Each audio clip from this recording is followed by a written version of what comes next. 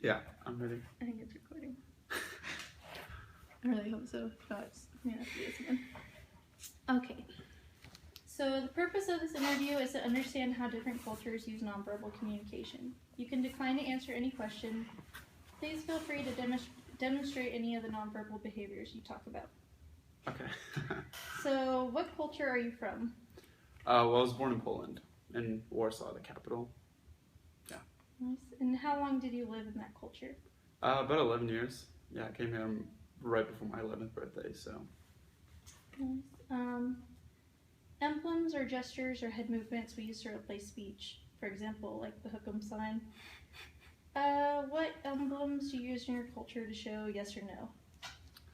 Probably, it's pretty much the same thing, just nodding, like signs of affirmation, like swaying your head while you're talking, things like that. And what emblems do you use to show disapproval or praise? Also, just shaking your head, the facial expressions, like furrowing your eyebrows, just the traditional stuff, same as here. And what emblems do you use to greet someone or whenever you're leaving? Probably smiling would be the biggest thing. Yeah, smiling, shaking hands, hugging if it's personal. And what emblems do you use to show emotional states? Is there any difference, like showing if you're happy or angry at someone? Like here we like flip the bird or. The difference, I would probably say the biggest difference is when you flip the bird here, it's flipping the bird, but there, it's what they do is they go like this. Oh, okay. Yeah, it's like it's pretty much flipping the bird, except you keep closed fist and then just put your other arm like this. Okay. But it's really serious. Like if you do that to someone, they'll flip out. Good to know. Any emblems that you think may be unique to your culture? That one, for one? sure. Yeah. Any Most of others? them.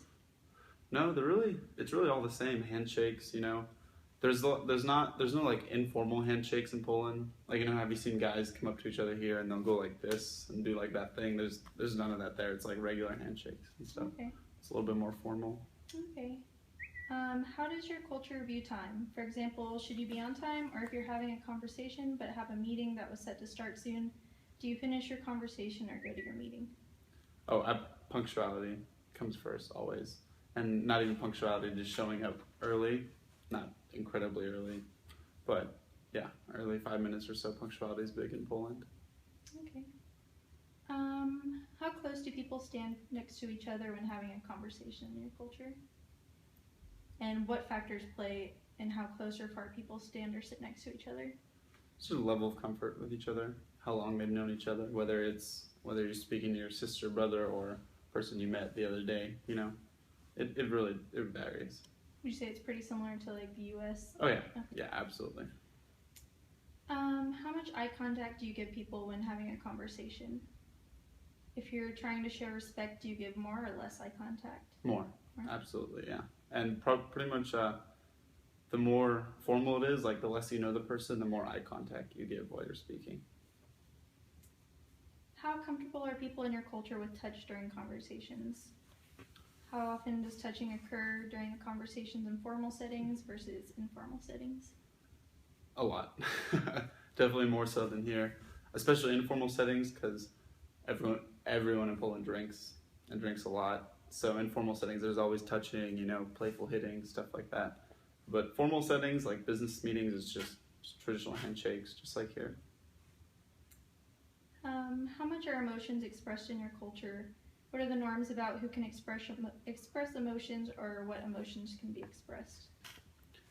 Honestly, probably the difference is if you don't know the person, no emotion is expressed. Here, if you're walking down the street and you make eye contact with someone that you don't know, you'll smile at them. But if you do that in Poland, you'll get weird looks left and right. And I'm not saying like it's not a kind culture. They don't bother doing that for people they don't know. Okay. Probably say that's the biggest difference.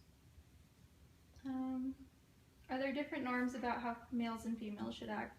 How are interactions between same-sex pairs different than interactions between a male and a female? Well, I actually couldn't answer that one for you because when I lived in Poland, it was like 2005 was the latest same-sex was still looked down upon then. So if there were same-sex couples, they weren't in the open. So I never got to see any of that.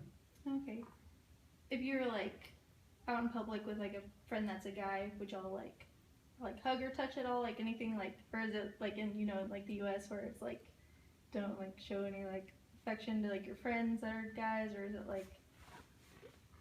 Yeah, there's not a lot of touching or playing around like that. It's a very, at least back then, like 10 years ago, it was a very strict, like traditionalist culture. Okay, and between like male and female interaction, do they show that in public or? Yeah, but not to the extent they do here. Here you can walk down the street and you'll see two people like kissing. You'll never see that in Poland. Okay. How much is physical beauty emphasized in your culture? What is considered physically attractive? It's emphasized, but definitely not to the point it is here. People aren't constantly like following the latest trends or following what the Kardashians are wearing, that type of thing. But I mean, beauty's important. People do get like ready up in the morning, try to look their best. Yeah, but not to the extent that people try to do in the U.S. Alright, and what is a prominent difference between your culture and the U.S. culture? Like I said earlier, probably the etiquette in dealing with people you don't know. In Poland, if you don't know someone, it's kind of like, who cares? I'm not going to go out of my way to make their day better. But yeah, that's probably the biggest difference. Alright. If someone from the U.S. traveled to your culture, what do you think they should know? That if you walk down the street and smile at somebody you don't know, you're going to get a weird look. Is there anything else you'd like to share about nonverbal behaviors in your culture? I guess just that now that I think about it, it's strikingly similar to the U.S. because I know like in other cultures, they bow, they do things like that. But I mean, everything in Poland it's Europe. Most of Europe is the same as the U.S. So it's pretty similar. Alright, well, that's it. Well, all right. Thank you. You're welcome. I hope that was recording. Oh my God, if it wasn't. Oh, it was.